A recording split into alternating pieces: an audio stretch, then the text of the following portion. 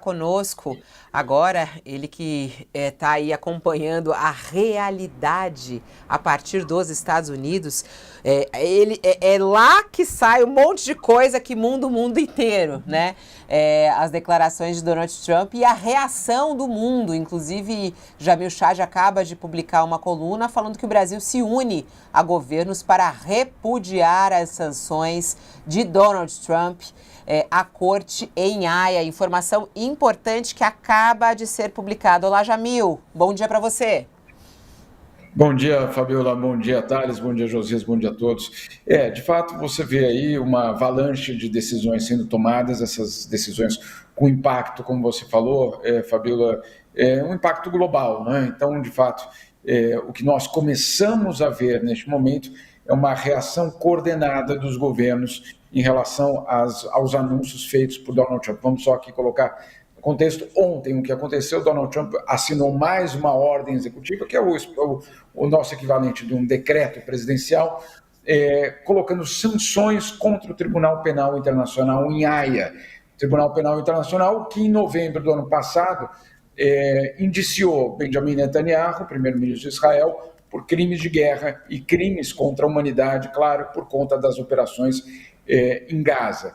E o que fez Donald Trump ontem, ou seja, um dia depois da visita de Netanyahu, foi adotar essas sanções. Agora, o que é dramático no que se refere a essas sanções é que ela não é contra a instituição, ela é contra os funcionários da entidade. Então, por exemplo, Fabio, um juiz, mas também a burocracia, uma secretária, qualquer funcionário do tribunal é agora potencialmente alvo de sanções que incluem, entre outras coisas, a recusa de dar vistos para que essas pessoas possam viajar aos Estados Unidos a trabalho ou como turistas, ou seja, você fica banido, porque você trabalha no Tribunal Penal Internacional, você fica banido de entrar no território americano.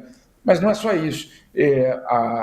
As sanções, elas prevêem também confisco, inclusive, de propriedades dessas pessoas, se elas eventualmente têm propriedades nos Estados Unidos, inclusive contas bancárias. Ou seja, é algo absolutamente, eu diria, fora do comum de qualquer tipo de linha de sanções, porque normalmente você coloca sanções contra entidades terroristas, contra grupos, obviamente, criminosos, não contra funcionários de uma burocracia de um Tribunal Penal Internacional, reconhecido por dezenas e dezenas de estados pelo mundo. Então, obviamente, é aquela política, a diplomacia do bullying e da chantagem. E o que aconteceu hoje foi justamente que o Brasil, junto com outros 75 países, quase 80 países, então assinaram uma declaração conjunta, em primeiro lugar, reafirmando o apoio ao Tribunal Penal Internacional, e dois, dizendo que, obviamente, as sanções são descabidas, não há qualquer tipo de local para que isso exista. Importante essa declaração por parte do Brasil, porque vocês se lembram como houve todo aquele debate no Brasil, inclusive com o presidente Lula dizendo, mas esse tribunal, vocês lembram disso quando o tribunal, por exemplo, indiciou o Vladimir Putin, né, que também foi o mesmo tribunal que fez isso contra o presidente russo. Então, houve aquele debate, o Brasil aceitaria a visita de Putin ou não, etc. E aí teve aquele ruído no governo brasileiro. O governo brasileiro agora, então, assinando essa declaração, deixando muito claro que sim, apoia o Tribunal Penal Internacional. Agora, Jamil, essa reação externa parece muito apropriada, né? E há também uma reação interna, a justiça vem barrando algumas iniciativas do Donald Trump. Agora, o que eu queria lhe perguntar no Brasil, se o presidente da República assina um decreto que é considerado estapafúrdio, o Congresso Nacional dispõe de ferramentas constitucionais para vetar isso, para barrar, para derrubar o decreto do presidente, né? O Donald Trump dispõe dessa prerrogativa. Ele pode, como presidente, simplesmente recebe o Netanyahu e decide impor sanções ao Tribunal Penal Internacional, decide da cabeça dele que os Estados Unidos agora vão se adonar, vão assumir a propriedade da faixa de Gaza. Isso tudo pode ser feito sem anuência do legislativo norte-americano? Não, Josias, e tem começado a aparecer vários estudos aqui a partir das dezenas e dezenas de ordens executivas que ele assinou aí nesses últimos 15, 18 dias, na verdade, mais especificamente, mostrando que um número significativo delas são inconstitucionais ou, obviamente, precisam passar pelo parlamento, pelo Congresso. Ele aposta que a maioria no Congresso, né, porque ele tem a maioria no Congresso, na Câmara dos Deputados e no Senado, que isso seria suficiente para que ele fosse adiante com esses projetos. O problema é que, em alguns casos, como no caso de Gaza, mais especificamente, você tem já os próprios republicanos, talvez aqueles mais tradicionais. Só para lembrar aqui, José, o republicano foi capturado, basicamente, pela extrema-direita.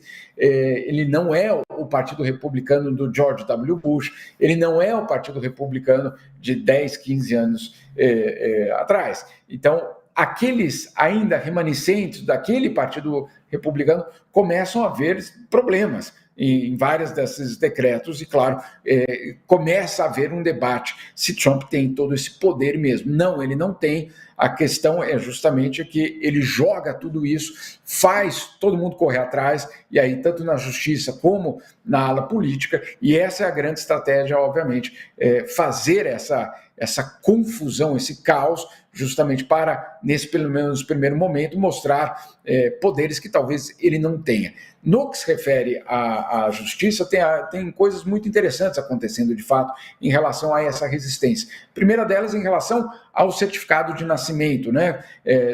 O que ele fez no primeiro dia, decretou que uma criança que nasce de pais imigrantes irregulares não teria nacionalidade americana. Isso não é constitucional. E, claro, um juiz ontem suspendeu de forma bastante, eu diria, importante essa decisão. Mas, claro, isso tudo vai para a Corte Suprema, ele espera ganhar na Corte Suprema. Teve uma outra decisão ontem, também muito importante, Josias. O governo de Donald Trump tinha dado até ontem, meia-noite de ontem, para que funcionários pedissem demissão. Né? Ou você aceitava um pacote de demissão, eles seriam pagos até setembro, mas já sairiam do governo, ou eles eventualmente poderiam ser demitidos sem nenhum tipo de paraquedas, vamos dizer assim, nos próximos meses. Esse aspecto, você tem uma ideia? Esse programa de demissão era conduzido pelo Elon Musk, não é isso? Exato. Não, e olha só, não só por Elon Musk, por uma equipe que ele contratou de não funcionários que estavam dentro da Casa Branca, e houve até uma polêmica muito grande, porque descobriram que das pessoas dessa equipe tinha 19 anos, né? E aí, obviamente, todo o debate o que exatamente um garoto de 19 anos está fazendo numa equipe que vai demitir milhares de funcionários públicos americanos. E aí, até ontem pela noite, para você ter uma ideia, 50 mil funcionários tinham já aderido ao pacote de demissão voluntária. Eles esperavam chegar a 100 mil, não conseguiram chegar aos 100 mil. E aí um juiz justamente barrou essa existência fictícia de uma data limite, né, que foi a data de ontem. Então isso também foi suspenso, isso também na justiça foi interrompido. Enfim, é um momento extremamente intenso aqui entre os poderes nos Estados Unidos. Vamos ver aquela história, né, Josias? Se as instituições estão funcionando. Só que a instituição ela não existe por si só, né? Ela é um corpo político, ela trabalha dentro de uma realidade política e ela é composta por seres humanos. Então, não adianta bater na porta da instituição, são seres humanos que optam ou não por fazer o seu trabalho. Intervalo para quem está conosco na TV, seguimos pelo YouTube. Você estava falando sobre essas sanções de Trump, né? Tem uma reportagem hoje muito interessante que está aqui na nossa aba de economia e tem a ver com quem paga, né? Por essas tarifas impostas por Donald Trump. É bem interessante essa reportagem que está aqui na nossa página do UOL, falando sobre as tarifas que foram impostas pelo governo americano, no entanto que estão adiadas, né? O presidente anunciou e aí adiou depois de uma negociação com o Canadá e com o México, mas, no entanto, manteve a ameaça como uma estratégia de combate à imigração ilegal e ao tráfico de drogas, como até está contando aqui Jamil Chad. E essa medida reflete sua política protecionista, que já levou, embates tarifários também com a China.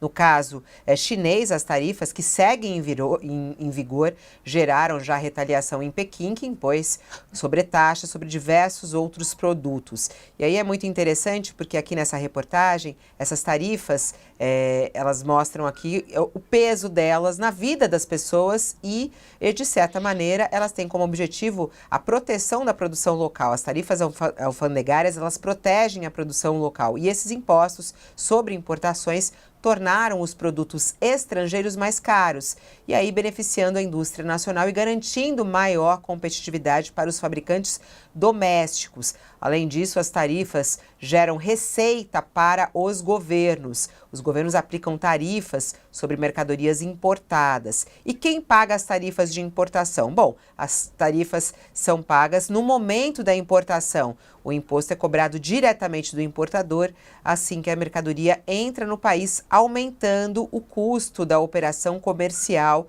como explica aqui a nossa reportagem. Os custos das tarifas são repassados ao consumidor final. Tarifas podem elevar o custo de vida nos países e, com isso, a consequência, aumento da inflação, a consequência, aumento da taxa básica de juros, segundo vários analistas aqui ouvidos pela reportagem do UOL e que você pode acessar.